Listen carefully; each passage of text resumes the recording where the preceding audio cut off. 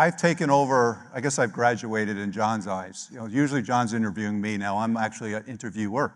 So after 10 years, I guess you get to graduate it through the Hope Global Forum session here, and I have two wonderful colleagues that I've decided to bring to the stage with me. First, Dr. Alyson Smith. Alyson is part of one of the directors of our health and well-being programs at Delta Airlines.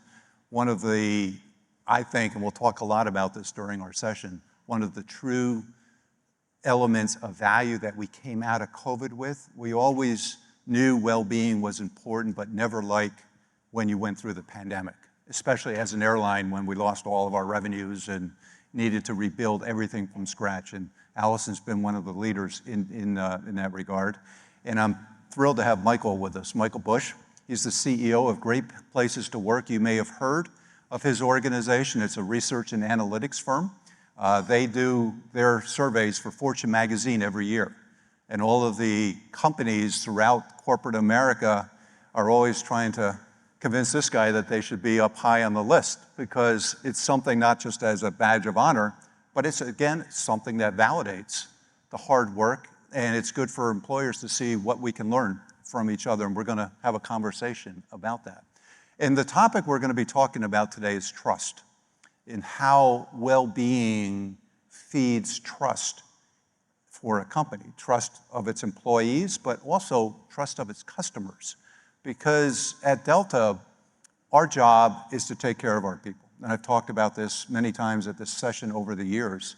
The better job we do as leaders taking care of our people, the better job they're going to be doing taking care of all of you as our loyal customers. And it's about taking care of each other, just to put it in the simplest form possible.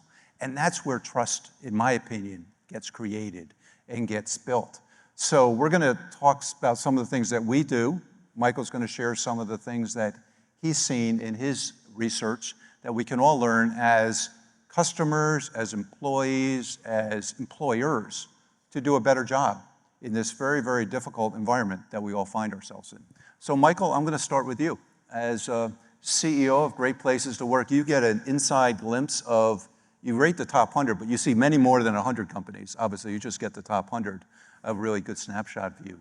Can you talk a little bit about what you're seeing in the marketplace today, as to how world-class employers can continue to build better trust and well-being for their employees? Yes, thank you, Ed, and it's an honor to be here with you and with Alyson as well, and with all you good people. And I just want to start with something. I'd like to have a round of applause for one of the greatest CEOs in the world, this man. Thank you. Thank you. And I actually have the data to prove it. Because we survey 25,000 companies every year in 170 countries. And what that means is we ask their employees 60 questions, and they give us the answers. That's what leads to our ratings. You can't buy your way onto our list. You can't sponsor your way onto our list. Only employees put you on the list. And so when you've got 25,000 companies and then there's 100, it says something about the 100. And yes, Delta is on that list. And so what we measure is trust. Our tool is called the Trust Index. That's what we are scoring. And we are measuring, asking employees questions to find out whether or not they feel respected by the person that they work for. Do they feel respected by management, who they may never meet? Not everybody's like Ed, who travels around the world meeting employees. They may never meet them, but I can tell you, people will tell you whether they trust their CEO or not, even if they haven't met him. We measure whether or not they feel proud to be a part of the company that they work for, whether they would recommend their company to friends and family to use products and services as well as to work there.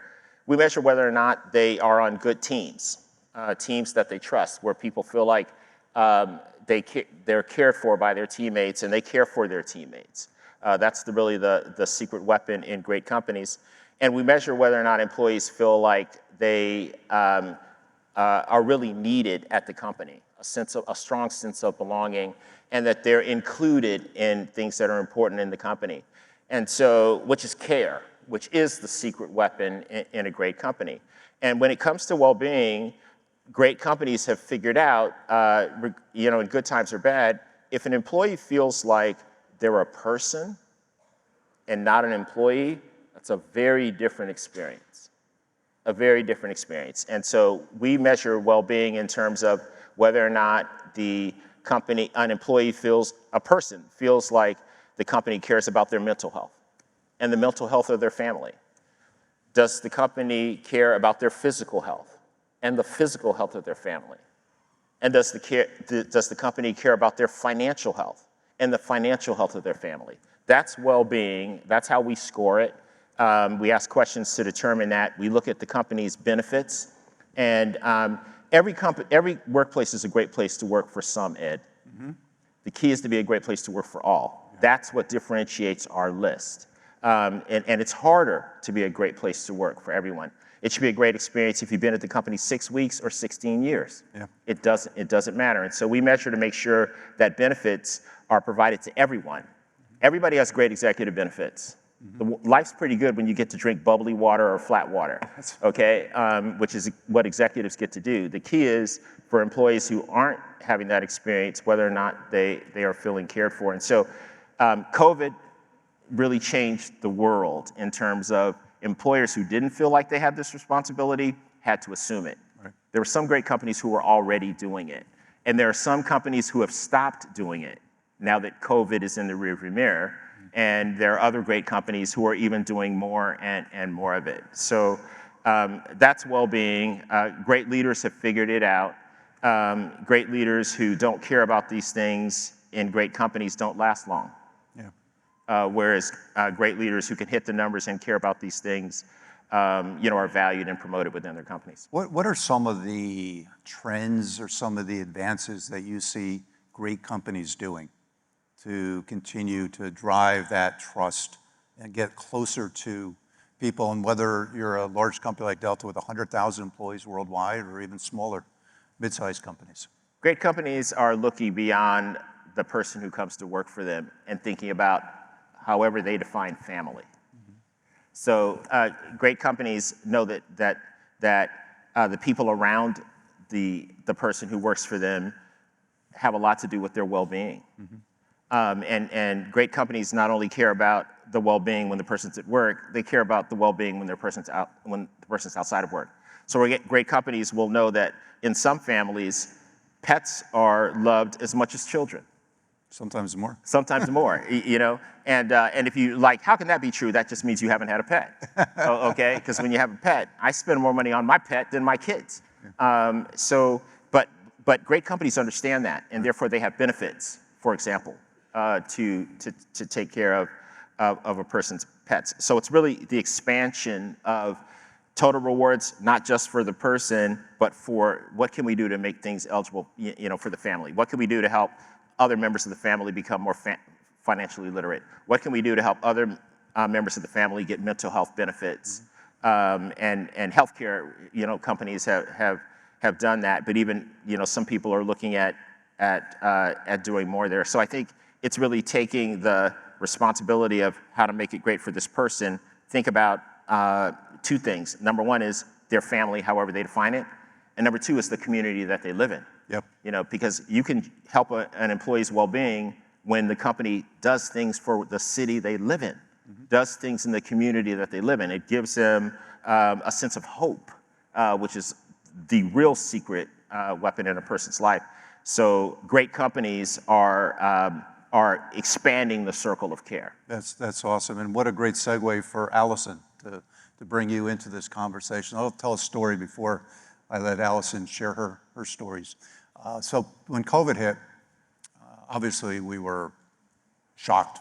None of us really knew what was going on in the world, and you could imagine running an airline and losing all of your business overnight. We went from 2019, the best year in our history, to I think in February, March of 2020, we lost almost all of our revenue. And you can all look back and remember those days when the skies were empty and the airports were empty and everyone was ordered to stay home.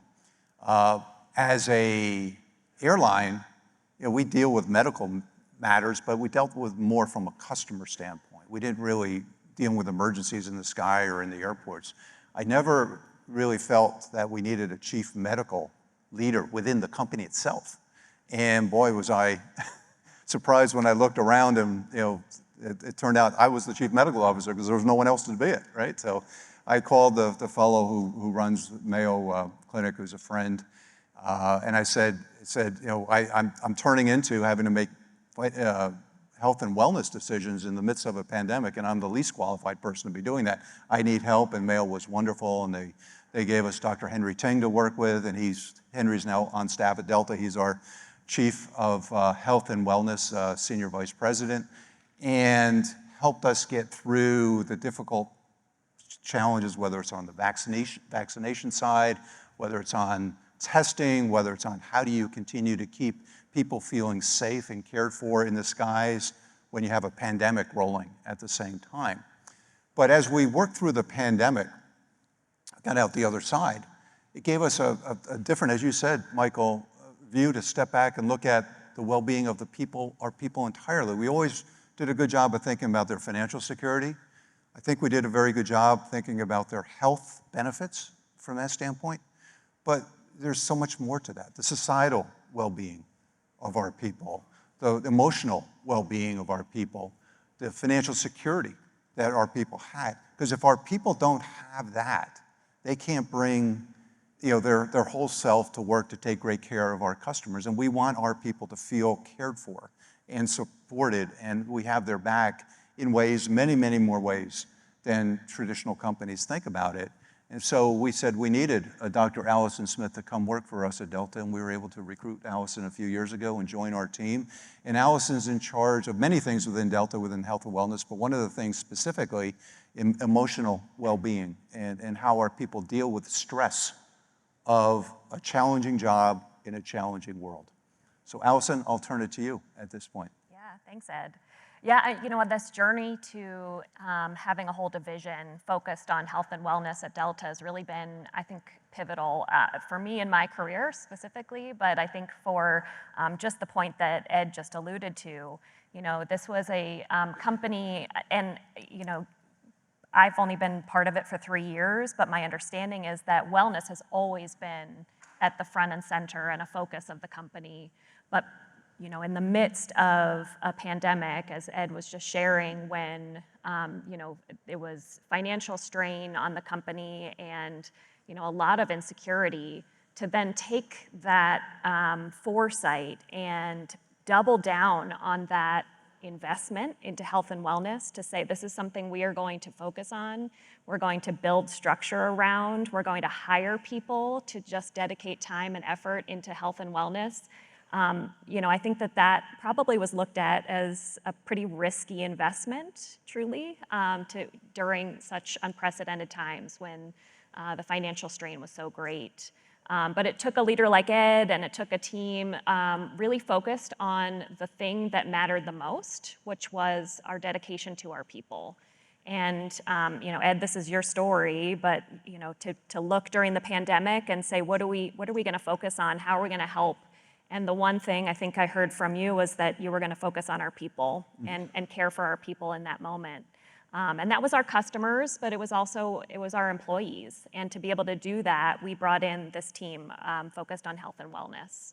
And I do think that has real benefit and real impact on our people and our ROI and the experience even of our customers. So it's been a worthy investment. It's been a long, interesting journey building this team and structure. But I really think that it's a part of the fabric at Delta, and really put the emphasis and put Ed's values as front and center, that we were investing in our people and our health and wellness. Alyson, one of the things that you've taught me as we look at how we are as a people, not just our physical and financial health, but our mental, emotional, the safety, the security, how we feel as peoples in today's society with the challenges that we face in today's society, is the concept of resilience. Yeah. And I know it's one of your favorite things to talk about. It's one I've stolen it from you. It's one of the favorite things I've learned to talk about. Resilience is one of my favorite words, because people think about resilience, all we've been through. You build resilience, but resilience is much more than that. Yeah. Can you talk a little bit about how we view resilience for our people and taking care of them, and again, having that trust that we create with each other? Yeah, resilience is an interesting thing because I like to always start by defining it. Part of it is doing well when you shouldn't be doing well. It's growing stronger in the face of adversity. It's employing a specific set of skills so that when hardship comes, you actually learn and grow and advance because of that adversity, because of that challenge, not just despite it. But I think it gets a bad reputation. A lot of people talk about resilience and think about just grit, just pushing through, just getting to that next thing. But true resilience, I think, comes from this skill set that allows people to learn and grow and be better. And I think it's a little bit easier in the circumstances like a pandemic, where everybody's in it together. We have opportunity to be a little more vulnerable, to ask for help when we need it, to reprioritize things, maybe take just the really high priority things and work on those and let other things fall to the wayside. That's a little bit more available to all of us when there's a really big thing going on. I think the true resilience that we all really need to focus on, it actually gets a new definition, a new term. We call it buoyancy. So if you imagine resilience is employed during like the tsunami, and buoyancy is that day-to-day waves that we face every day, the challenges, the stress, the struggle, the interactions that are hard at work, the financial stressors in our lives, all of the things that kind of just we deal with day in, day out. It's actually a little harder to be resilient during those because we don't have this shared experience and people that we can rely on and the ease of being a little bit more vulnerable. And buoyancy, that ability to tolerate and get through those hard times, I think comes from community. It comes from having a team. It comes from feeling like you belong. And that's something that I think you've really focused on at Delta. It's something that our team really focuses on at Delta, building those resources so that people can be there for one another and our customers.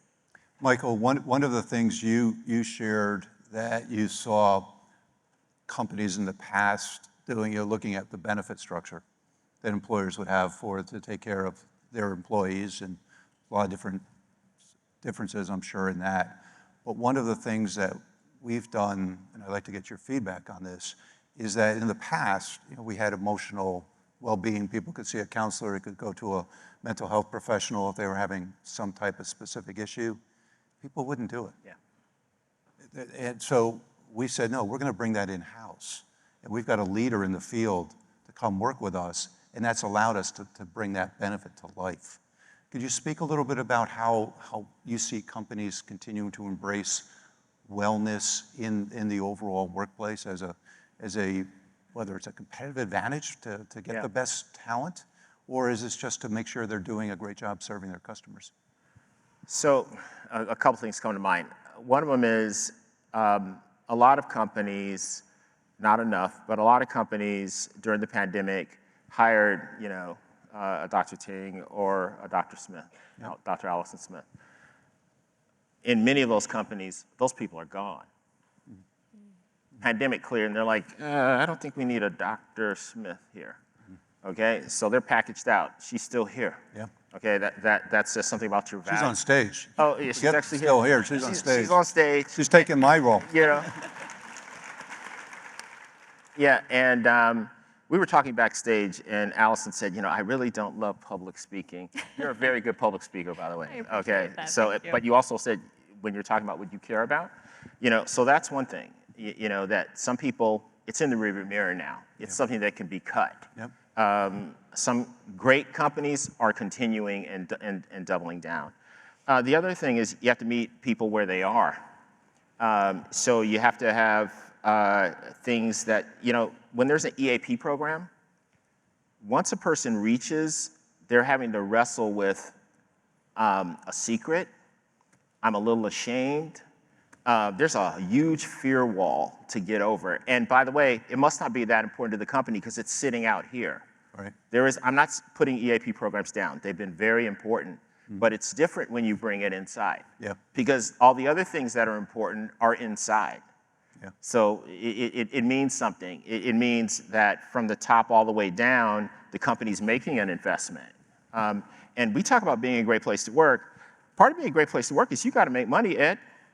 Okay, it's not just about the feeling that an employee's have. This stuff isn't cheap. It's not cheap. These are serious investments that have to stand up to shareholders. Yeah. They have to believe that making investments like this are going to pay off.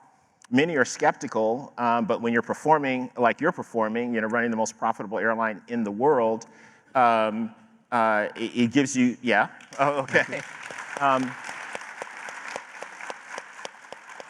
And here's the most important point, which is not anything to do with your question, but I have to make this point. See, some people go, oh, they're the most profitable airline in the world. That's why they can afford to hire Dr. Smith. It's because they hire Dr. Smith that you're the most profitable airline in the world. People don't get the difference, okay? Completely. The other thing is, which is around just courageously believing your values, that very rarely will CEOs say what I've heard you say. And I know great CEOs. I really do, and I know them. Mm-hmm. But in a pinch, I will say to them, who's more important, the customer or the employee? They go, the customer. Now they'll whisper, the employee. But out loud, they say, when they go to Wall Street, they say, you're the one person who will say it's the employee. Absolutely. You just put it out there and say it. And here's what it does. It electrifies 100,000 people. Yeah. It just electrifies them. And then they want to give more because they have a courageous leader who will say these things. So at Great Place to Work, the thing we know after we analyze all this data is that a great place to work, it's about the leaders that are in the company. Mm-hmm. And I mean at the top, I mean in the middle, and don't forget the most important leader, the frontline supervisor. Okay, that is it every single day. That's right. Yep, we got a few frontline supervisors out here, okay? That's right, they're the ones that make it work. Every day, because they see the customer. Yeah. Or right there, at the moment of truth, which are millions of interactions, especially for a company like yours. Those people affect 70% of an employee's experience. If you say to a person, this is a great place to work or not, it's that person. Forbes did a study, we participated, where they actually said, would you rather, who can make your life worse? An ex-spouse who you don't like, or your people manager? Overwhelmingly, it's the people manager.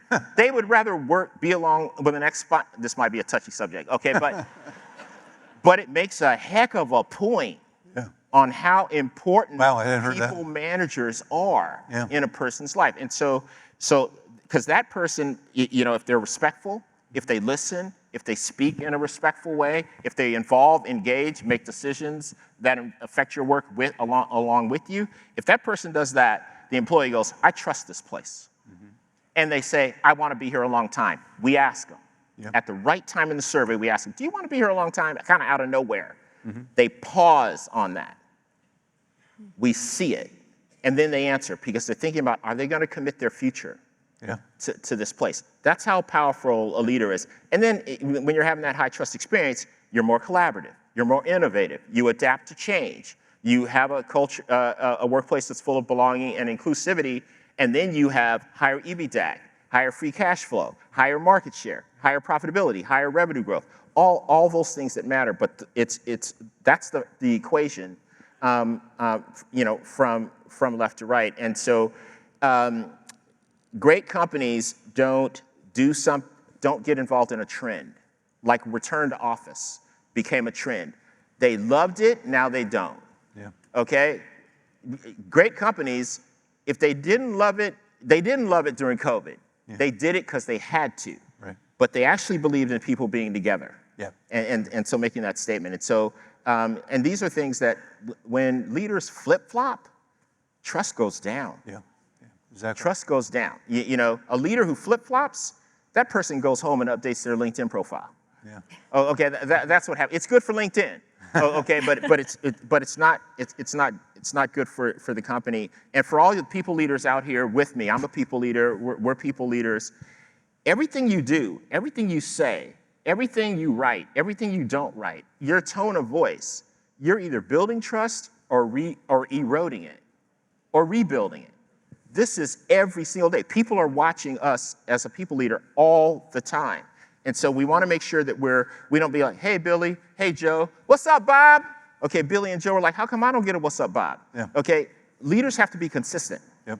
They have to work to be consistent. We have to create a workplace where it's a great place to work for all. It's a real challenge because there's some people we really like being around and some people we don't so much. We're like, oh, there he is. I'm gonna go head this way. Okay, because we're humans. You have them families too, by the way. Yes, exactly. You know, because we're humans, but the push to create a great workplace is I might be uncomfortable with this person. I got to connect with this person because my company depends on it. Absolutely. It's the emotional health is critically important. It needs to be accessible and normal, and not something extra. And I don't have to feel shame because I'm pursuing it. Just like when I go to the doctor because I hurt my foot, you don't feel shame then. Right. You shouldn't feel shame about that. I don't understand compounding interest. I really don't understand. 401k, what the heck is that? Right. Okay, I don't understand, so I'm not really gonna do it, and I should save my money. I've been hearing that since I was 6, and I haven't saved a dime. Okay, these are the realities, you know, perhaps in my life. Well, how can you understand that there's some things that I don't know and compassionately find a way, as you have done with your emergency savings program, to teach me, guide me. The worst thing you could do is just give somebody some money and put it in an account for them. That's exactly right. You know, that's the worst thing you could do. Yeah. Well, thank you for that, Michael. And I think that, again, is a great question for Alyson, because we wanted to talk for a few minutes about the Emergency Savings Program, which John, you and your team, and Lance and Kevin have done such a wonderful job for the Delta employees. Over 45,000 Delta employees have started to build their emergency savings fund because of the great work we're doing together with Operation Hope. Can you share, Alyson, a little bit about what we're doing around financial well-being and how that project, we're now in year 3, is coming along? And our financial wellness team is right up front here. I just want to give them a round of applause. Thank you for everything that you guys do. I am certain I'm not the first person to share this statistic, but more than 50% of Americans don't have $1,000 to use in the case of an emergency. And it took our leadership at Delta to recognize we just didn't want that to be Delta people. And so engaged with Operation Hope and Fidelity Investments in a program to secure $1,000 in an emergency savings fund for our employees who engage in some financial counseling. So they're learning and they're also investing in their future and their security. I asked Josh, who's here today, for a couple of anecdotes just to understand a little bit about the impact to our people, and he shared a couple of really great stories. And I think it gets directly at what you were sharing, Michael, about holistic wellness impacts not just the employee. It's not just about your customer. It's about the community and the people around them and whatever it is that they define as family. And two of the stories that kind of rose to the top for me, one was a story of one of our employees who started the financial counseling in order for Delta to match the funding of their emergency savings fund, stopped right away and went and grabbed her teenage son and made him come and take this counseling course with her, and just shared that she had wished that somebody had done this for her as a teenager. We're impacting generations and families, so it's really an important point. Another one was a family the employee was driving their child to their start of college, and the alternator died in their car. And instead of this becoming the emergency that maybe meant the kid didn't get to college for the first day, or that this was going to be a financial strain that would impact them over months and months, they were able to use the $1,000 that they had in their emergency savings fund, fix the car, made it to college. I mean, again, families are impacted by this great resource. So I don't know if you have other stories to share. Yeah, no, it's incredible. We survey, like you do, Michael, we survey our own people to see how they're doing, that have taken the financial well-being programs and wellness programs. And almost half, or 100,000 people, 45,000 people have already, most of them have already concluded it, but many are still in the process of doing it. And I always say from the stage when I'm talking to Delta employees, what's wrong with the other half of you? Yeah. If I had $1,000 here, there'd be a stampede to try to give it to the first one to the stage, right? And so we're continuing to bring people in as we go.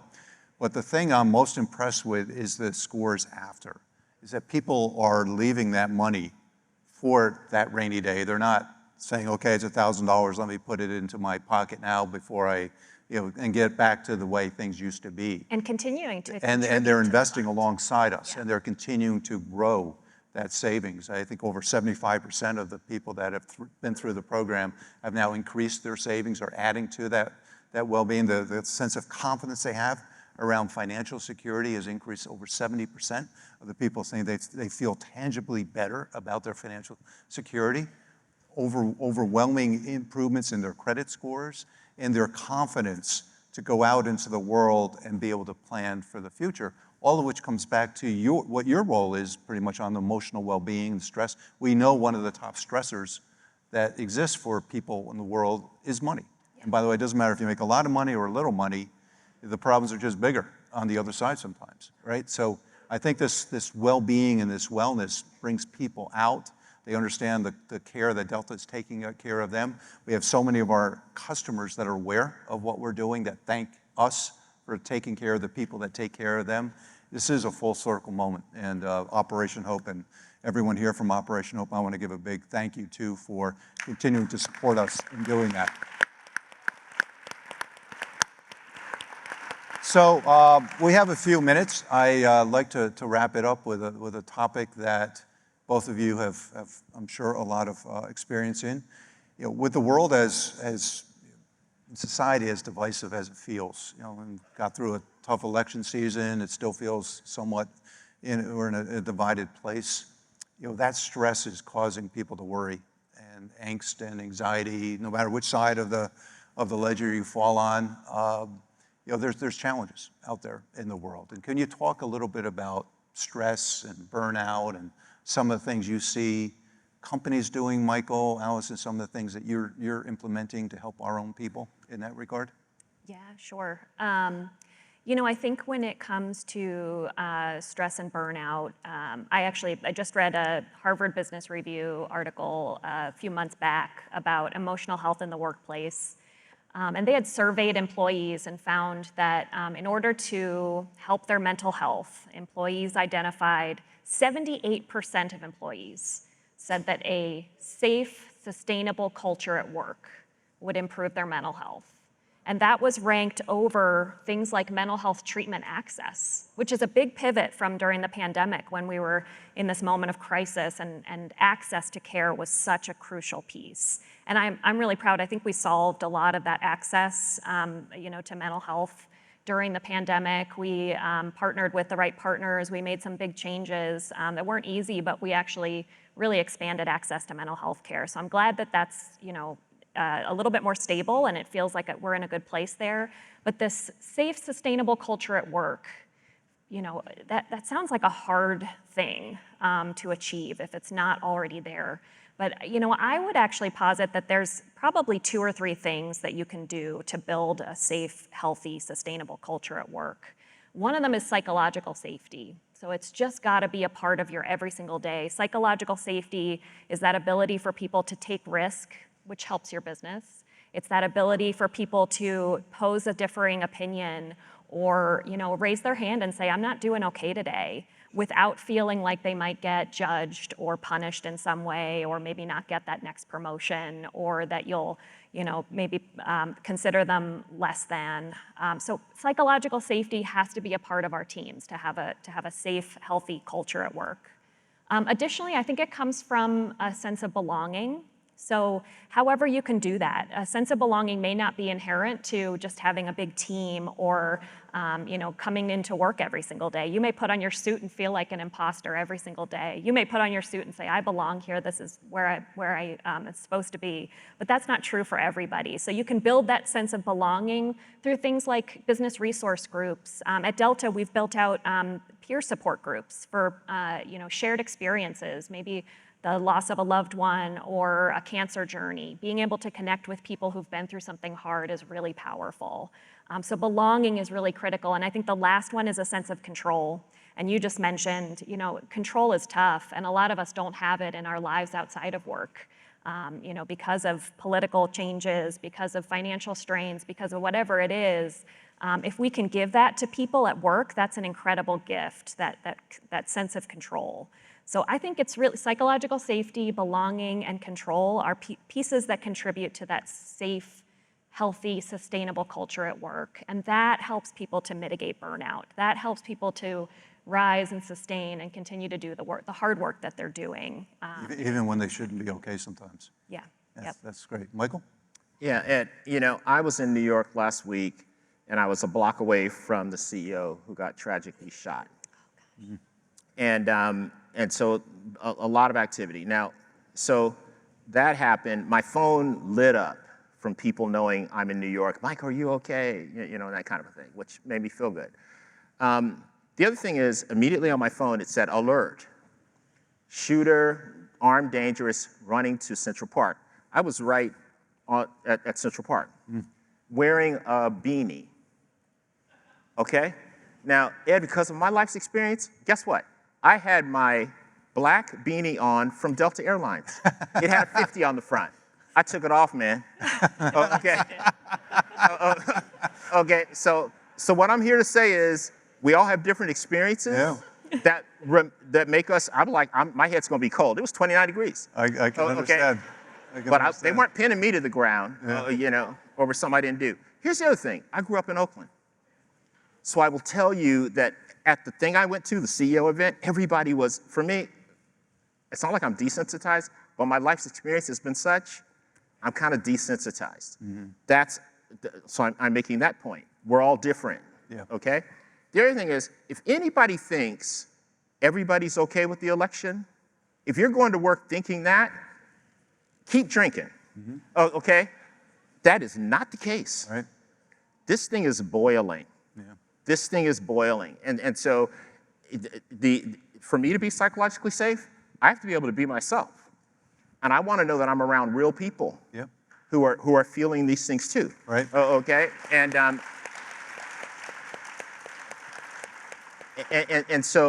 I like to live in the real world, which I just described, the real world for me. Employee resource groups are really important, and you have them at Delta. Any of you part of ERGs? Okay. I was getting worried for a second. I heard two people clapping, okay? To me, they are the secret weapon for this tumultuous time of people. I would like to be on teams where I feel safe. On teams where I can get finger scroll and I put my phone down and somebody knows, how you doing, man?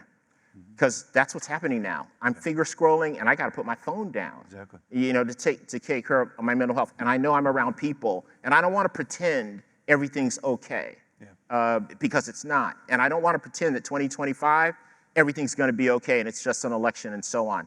Final point, we survey all around the world. For the first time in our 170 country surveys, the US election trended. These are people who live outside the US. Outside the US.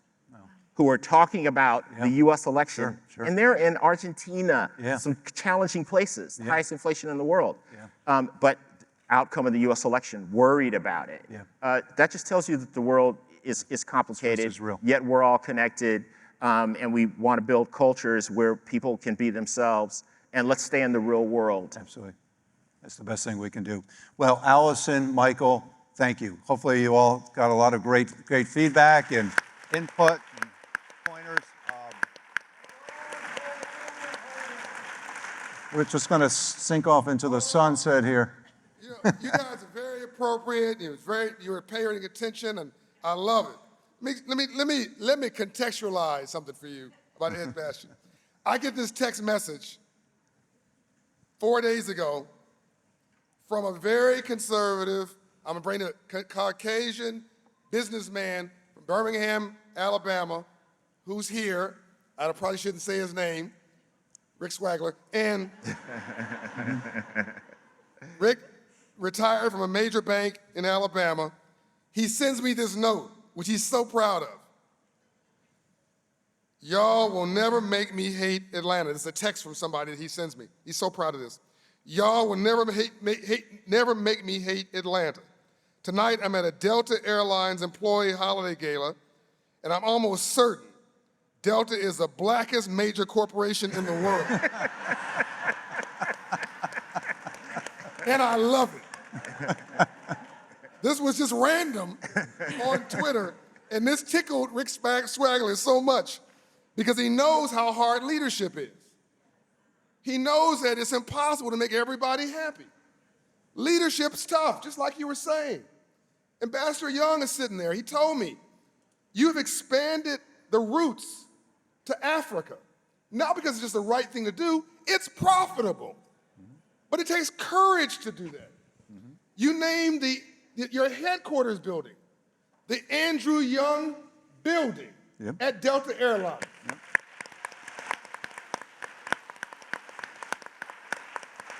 You've named airplanes after Andrew Young, Martin Luther King Jr., all these heroes and sheroes that don't get the credit that they deserve. But in Atlanta, the civil rights icon city, Hank Aaron, you have gone out of your way to distinguish the character of this city and to make it part of your global brand. Absolutely. So when these planes go, they go. Thank you. Thank you, John. When there was a crisis around voter inclusion, you called me at 10 o'clock at night and you said, I gotta put myself in the seat of my black and brown employees and say, how am I gonna feel about this? That was 10 o'clock at night. During the pandemic, you brought us in to do financial inclusion. Some of your folks didn't see the value of it. They then called me later and say, I now see what Ed sees.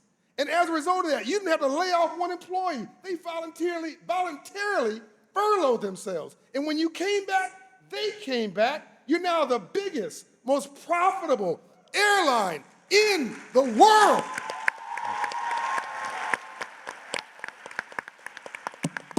And hold on, when I needed a CEO of a Fortune 100 company to show up at Operation Hope to say to other CEOs, it's okay.